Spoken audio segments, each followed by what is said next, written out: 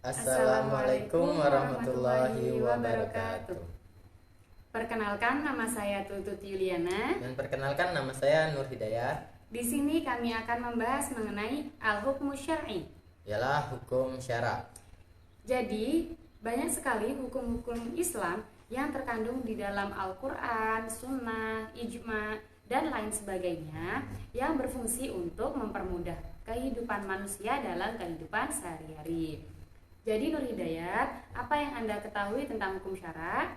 Hukum syara ialah menurut kitab Al-Khulasa fi Usul Fiqh karangan Muhammad Hasan Hitau, al-hukmu syar'iyyu bi annahu kitabullah al-muta'alliqu bi af'ali al-mukallifin ibtida' au tahyiran au wad'i. Hukum syara adalah kitab Allah yang terkait dengan perbuatan mukallaf, ketetapan, pilihan atau situasi. Jadi itu apa sih yang dimaksud dengan ketetapan Allah?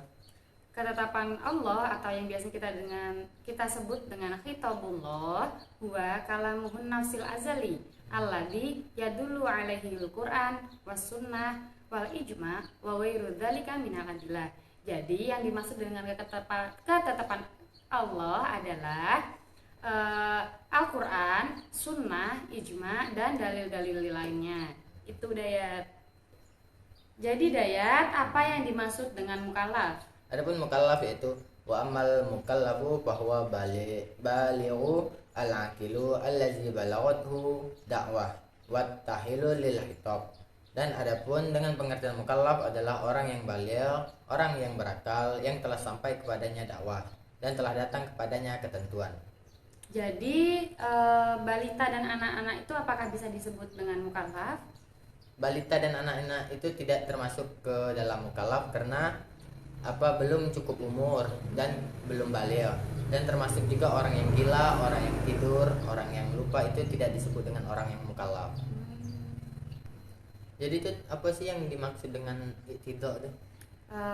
Al-iktida huwa at-talabu wa huwa talabul fi'li au talabut tarki wa kullu minhuma yang qasimu ila jazim au ghairu jazim. Jadi yang dimaksud dengan iktida adalah permintaan.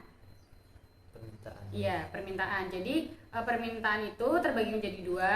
Yang pertama yaitu permintaan untuk melakukan sesuatu, dan yang kedua permintaan untuk meninggalkan sesuatu atau yang biasa disebut dengan larangan.